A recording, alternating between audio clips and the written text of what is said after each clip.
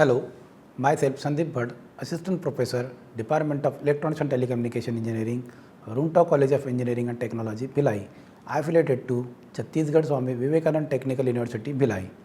Welcome you course on Fundamental of Communication and its application. Today's our topic of discussion is generation of mobile communication, that is first generation to fifth generation. Hope you all learn about the basic overview of mobile communication in previous lecture. The content of these lectures are the objective of the lectures, wireless communication standards, their features. Now, let us come with the objective of this lecture. After reviewing this lecture, you will be able to understand some historical background of wireless communication, generation of the wireless, that is first generation to fifth generation, and some features of the LTE and VoLTE systems. Now, let us come with some historical background. As we know, the cellular telephone, it was started in the 1940, and after some revolutions, the 1970, we got so many standardizations during the time. In history of wireless, although it has been known for more than century, the mobile networks were widely developed until 1970s. The initial mobile network generation, or we may say as a first generation, somewhere you will find zero generation, where analog networks that supported simple voice communications. Soon after, the second generation, we may say as a digital network appears, offering faster data transfer and improved call qualities. The development of the temporary internet that was used today was made possible by the even faster speed and greater coverage of 3G and 4G network. With its large capacity and incredibly high speed, 5G wireless technology is now the most revolutionary and advanced type of available. Wireless technology has come a long way in existing journey and will only get better. Now, let us talk with the first generation, what exactly happening in the first generation, how was the system, how was that cellular system. The first generation, or we may say as the first 1G, wireless technology was significant advancement in communication. It set the foundation for the incredible wireless technology we use today and was the first steps in bringing people together throughout the world. First generation technology, which was created in early 1980s.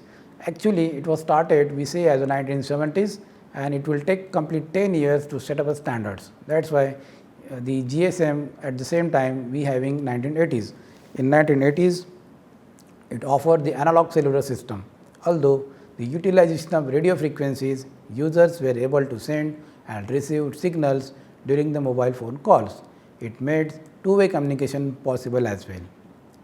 Now that we know in 70 to 80, there are so many standardization developed, and after that we have the kind of first generation system. We having only single tower for the city, and it will communicate with the mobile. Now, what was the feature of that first generation technology? The main feature of first generation was ability to make call from any location. Because of this, it has become popular for both personal and business purpose. Therefore, it offered a great deal of convenience for people who travel or needed to stay connected on the go. The second features of this is the transmission speed of first generation technology were quite low, usually maximum at 9.6 kbps. This means that the usage was limited and it wasn't suitable for more complex applications. The first generation wireless communication system used the frequency division multiple access. That time the frequency division multiple access, that is FDMA, was introduced and has the multiple access technologies. There are again different technologies, the CDMA, FDMA, TDMA likewise. FDMA is a analog transmission techniques that is inherently narrowband. The service offered by both first generation and second generation system is predominantly voice. That time we have only voice communication, no SMS, and it was completely analogous. Later on it will comes in a digital. For the first and second generation, the main initiative has been originated in North America, Europe and Japan.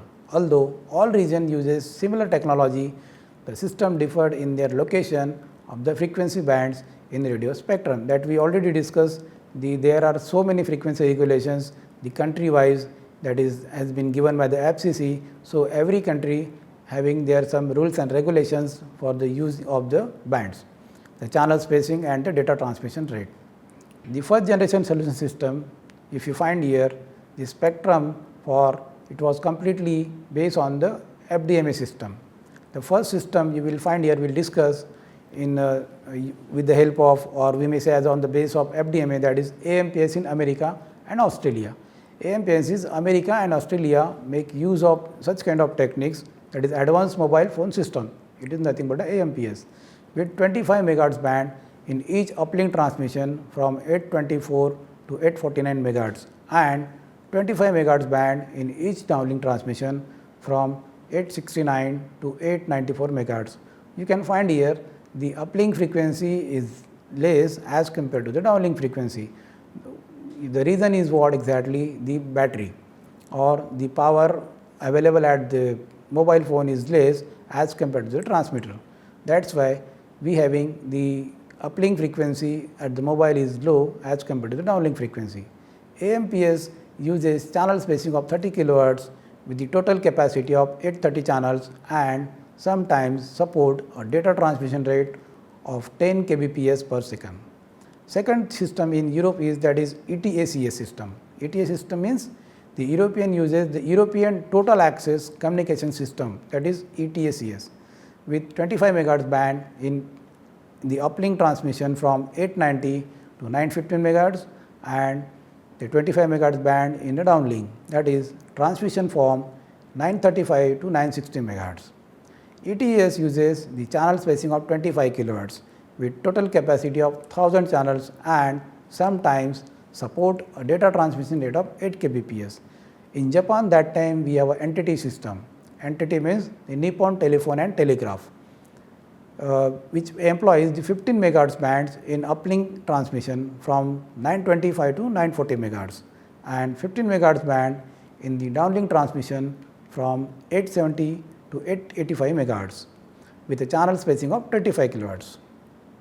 The BART system has total capacity of 600 channels and supports a data transmission rate of 0.3 kbps. So, here you will find different countries having different systems and there are different bands and different data rates. Later on, NTT system was modified to enhance its capacity from 600 to 2400 channels. This enhancement was achieved by decreasing the channel spacing from 25 to, now we gone through the first generation exactly. Let us talk about something second generation. Actually, before second generation, the system just started with the digital one. The second generation cellular system, that is completely digital. These systems or this cellular system employs either TDMA or CDMA. TDMA means time division multiple access or CDMA means code division multiple access. These multiple access technology we use in a second generation. Digital telephony allows the greater sharing of radio waves, hardware in base station among the multiple users and provides a larger capacity to support more users per base station per megahertz of spectrum as compared to analog system. Previously, in analog system, we know that there was a limitation of the users. We have a very limited users at the same time. Now, in a digital, once we get this TDMA and CDMA, nowadays you will find we have a FDD and TDD channel. FDD means frequency division duplex and type division duplex. So, this multiple access is playing a very important roles in the channelizations, or again that is the impact on the data rates. The digital technology allows greater sharing of radio hardware in base station among the multiple users and provides larger capacity to support more users per base station per megahertz spectrum as compared to analog system. As a matter of fact, digital systems offer a number of advantages over analog system. So, what are those advantages? Digital system provides natural integration with the evolution of digital wireless network. Digital system provides flexibility for supporting multimedia services. Digital system provides flexibility for capacity expansion. Again, that is, it provides the reduction of RF transmission power. It provides the encryption for communication privacy. It provides reduction in a system complexity. As discussed earlier, the 2G, that is the second generation cellular system, uses either TDMA or CDMA access technology. Code division multiple access standards is strictly North America in the form of IS-95. IS-95 is the INSTIM standard 95 where we use the CDMA system, whereas TDMA deployment is generally based, that is Europe, America and Japan. In Europe, it is a pan-Europe, that is called as the GSM Group Special Mobile System. Nowadays we call as a global system for mobile communication. The first name was GSM is Group Special Mobile System, and DCS system is 1800, that is Digital Cellular System, even we called as a GSM. In North America, it is IS-54 and IS-136 apart from this IS-95. In Japan, it is PDC, that is called as a Personal Digital Cellular System. The different second generation standards have something special, or we may have some specialization or specification we can discuss here. The first system is GSM in Europe. The channel time in TDMA is partitioned into frames. Each frame consists of 8 time slot. Each time slot is of 0.57 millisecond duration. Each users transmit periodically in every 8 slot and receive in the corresponding slot. The modulation scheme used in Gaussian filter minimum shift keying, that is we use here again digital modulation techniques, that is GMSK. IS-54 in North America, that is in the frequency domain, the channel spacing is 30 kHz and the same as that of AMPS. Here we use DQPSK modulation techniques. The speech code rate is 7.95 kbps or 13 kbps with error protection. The capacity of each frequency channel is 3 times that of AMPS. PDC in Japan, its system is completely based on TDMA system. It is having the 3 slot multiplex onto each carrier, similar is IS-9054. The speech coded operates at the full rate of 6.7 kbps or 11.2 kbps with error protection. Now, let us discuss about something with third generation. In the second generation, you will find there are so many limitations, that is we cannot having the video call through this second generation. Even the problem is a very low data rate. This data rate will be, the low data rate problem will be what we say as overcome with this 3G. 3G is exactly the third generation and were initiated in Europe, in North America under respective names, that is IMT 200. IMT 200 is a standard that is described 3G system, and EDMA 2000. IMT 2000 is a wideband, that is direct sequence code division multiple access system, that is DSCDMA, while CDMA 200 is a carrier code division multiple access, that is we call as a multi-carrier system. Multi-carrier system that is used in 3G with the help of OFDM system. IU2 has adopted the recommendation for both IMT 2000 and EDMA 2000 under the banner of Harmonized Global 3G, that is G3G. Both IMT 2000 and CDMA 2000 use frequency division duplex, that is FDD, to support two-way transmission with frequency isolation. Time division duplex has also been suggested as a third generation mobile. It is likely that third generation cellular system will be equipped with the infrastructure to support personal communication system, that is PCS. The network infrastructure support will likely includes, you will find there are different blocks in a third generation the network, that is the public land mobile network, that is PLMNS. Second one is mobile internet protocol, mobile IP. Third one is wireless asynchronous transmission mode, WATM, and the low earth orbit LEO satellite network.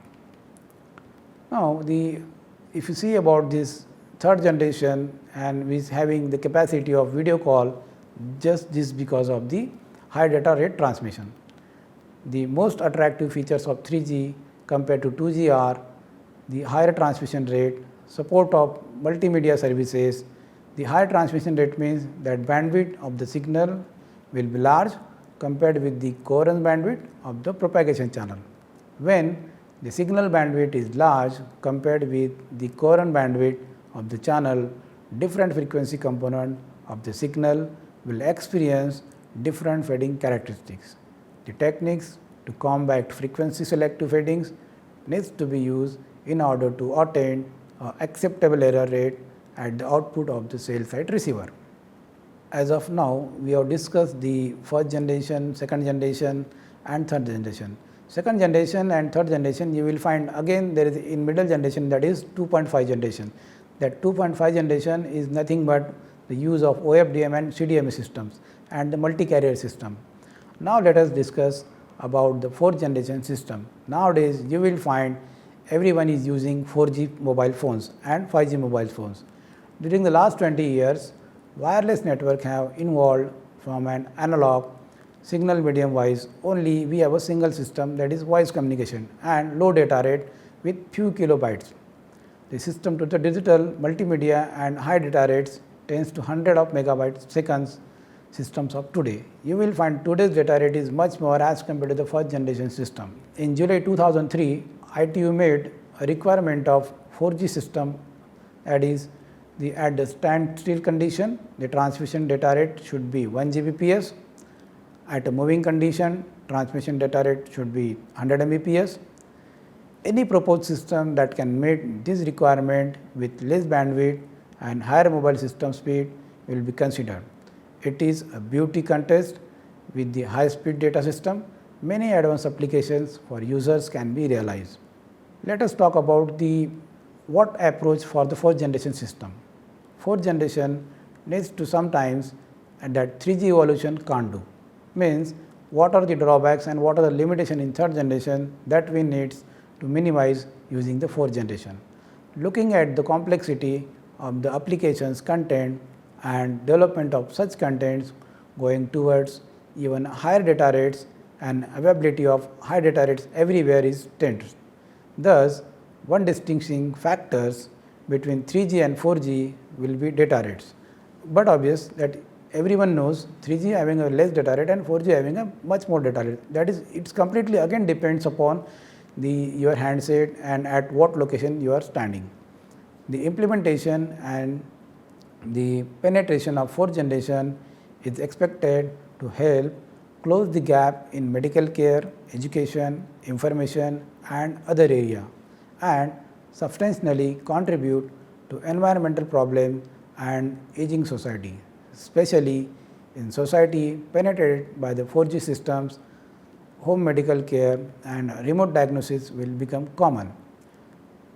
Checkup by specialist and prescription of the drugs will be enabled at home and underpopulation area based on the high resolution image transmission. This is the beauty of fourth generation. You can make a video call from anywhere with the high quality or high resolutions. Technology and remote surgery, that is the main innovation in medical systems, that doctors can operate from any remote location, that is called as the telemedicine. And virtual hospitals will go residents, doctor will realize. This is what exactly the evolution in fourth generation. In education, multimedia educations using video between remote places, big cities and field work using mobile terminal outdoors are expected to thrive. Furthermore, regardless of differences in the languages use of these terminals may make everyday life more convenient. Now let us discuss about the technology profile for fourth generation. The system capacity must at least 10 times greater than its third generation counterpart, and cost per bit must be considered or may decrease to 1/10 or 1/100 of 3G in order to avoid imposing a heavier burden on user associated with expansion of information volume. Additionally, 4G must introduce various qualities of services, that is QoS level, in order to provide many kinds of the best effort multimedia services corresponding to user demands. So 4G is a user demand service, that is it gives a quality of service. Based on that quality of services, there are so many application launches with the 4G. The corresponding demands of, we can say, how that 4G get the evolution get what we say the introduced with the current and the last 10 decades. That 4G we know very well, it was started in 2050s or 2040s with efficiently. The high speed transmission peaked to 50 to 100 megahertz, average is 200 Mbps. The larger capacity, that is 10 times greater than the third generation. The next generation internet support, that is IPv6 QoS. IPv6 means that is it's an internet protocol and version 6, quality of service and seamless service, flexible network architecture. So this is what about the fourth generation core network. So these are the requirement of 4G. Nowadays you can find if you go in a market, you have two types of SIMs. SIMs means the subscriber identity module, what we use for the calling. So there are two types of SIM available nowadays. One is LTE, another is a Vivo LTE. And even the type of mobile you will also available nowadays. One is LTE mobile and another is a Vivo LTE mobile. So what exactly these LTE and Vivo LTE? That everyone well knows about this terminology. In our daily practice, whenever there is a change in networks, we experience that there is a 4G, 3G, 2G, AH, H++, on your mobile screen, and somewhere you will sometimes it is written as a Vivo LTE and sometimes it is written as a LTE. So what this exactly LTE and Vivo LTE? It's a technology, that is LTE and Vivo LTE are technology that are quickly being adopted worldwide. They are available in a different frequencies, which is important factor to consider when a decision has to be made on which technology to use.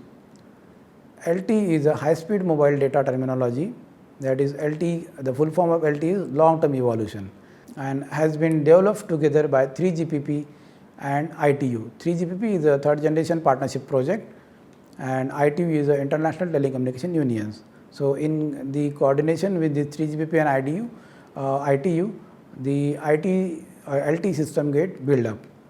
It is based on the existing 3G network and the technologies, whereas it supports much higher data rates compared to those supported by 2G. LTE is an evolution of UMTS, that is the Universal Mobile Telephone System. Then the LTE standards operate at a frequency of 800 MHz for regular cellular system and 1.9 GHz for extended range.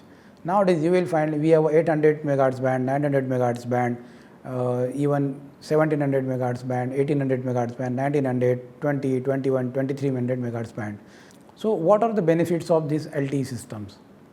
We have that VLTE and Vivo LTE. So LTE offers the great speed and data capacity, which are main reason why mobile operators are switching to this technology. Other benefits LTEs are it improve the coverage area. Previously it was the limited coverage area and even the mobile is in coverage but it could not make a call through these LTE systems. That time you may get 3G or 4G systems, but nowadays this LTE having the great coverage area and within that range even mobile receivers can connect with these systems. Additional security that is provided in LTE, the better network management is also there and some improvement of the services.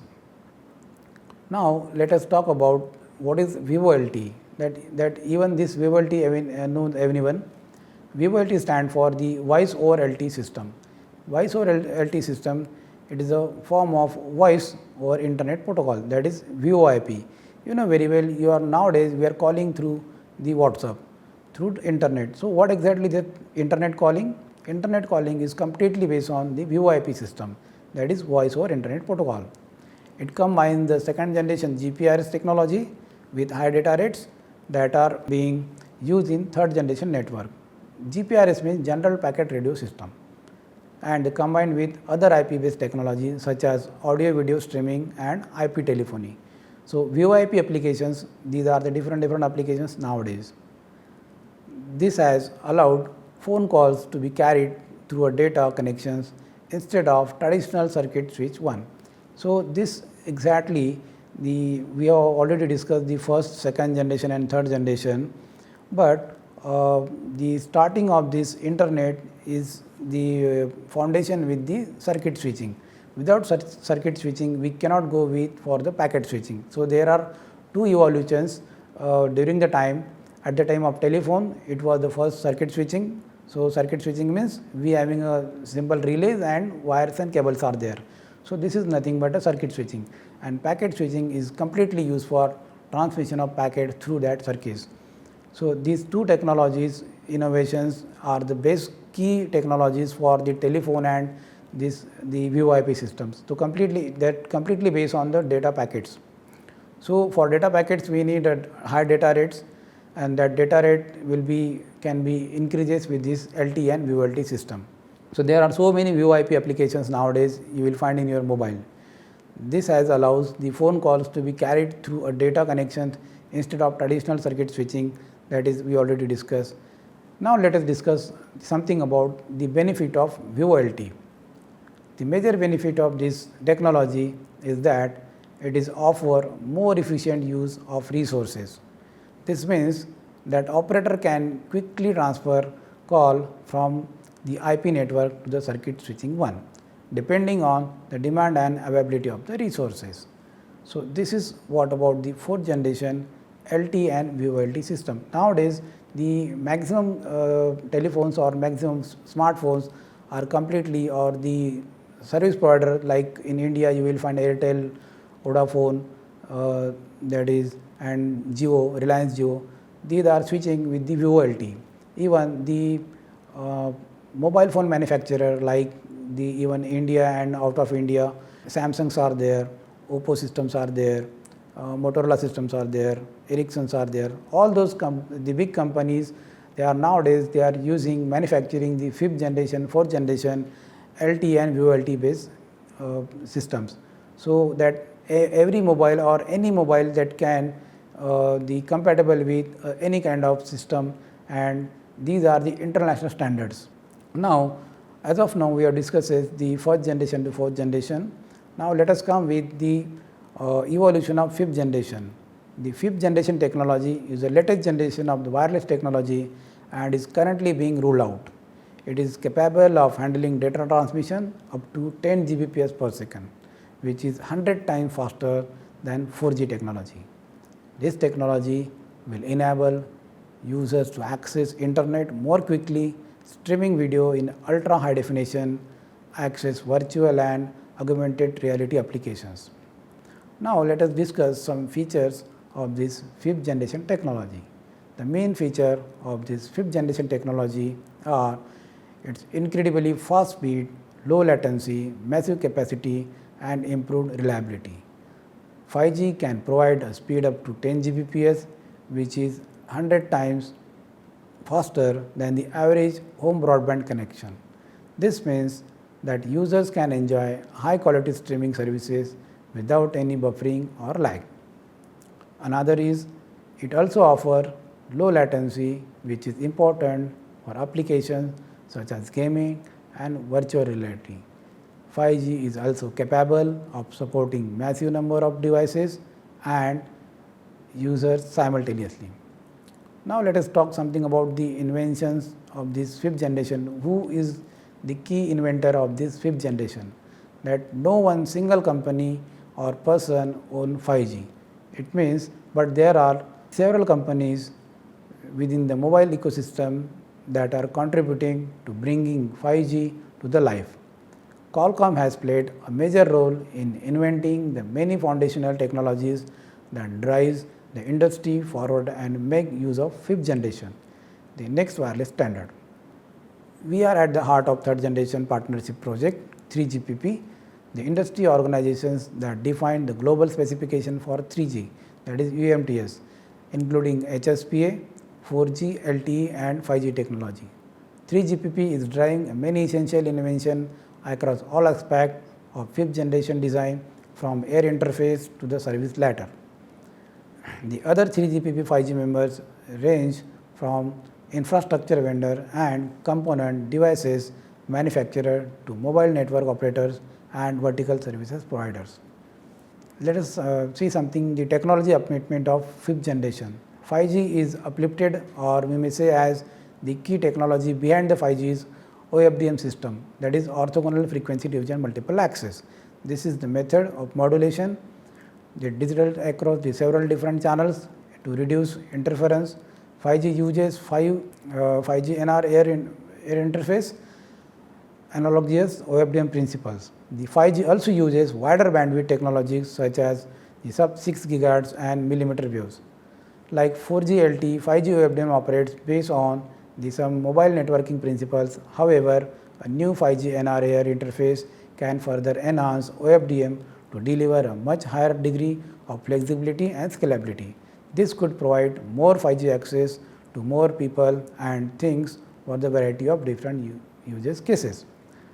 Now let us see something the beyond mobile internet, that is the 5G, and the beyond this 5G you will find what are the applications of the systems that you will find here. It's complete digital transformation. It enables the various automation sectors. It also supports the artificial intelligence, machine learning, IoT and blockchains, and the society-wide impact on the healthcare, the transportation and many more. You will find every country having their which they adopted the 5th generation system, they having their different communication speed. In South Korea you will find 360 Mbps, in Taiwan 309 Mbps, United Arab you will find 269 Mbps.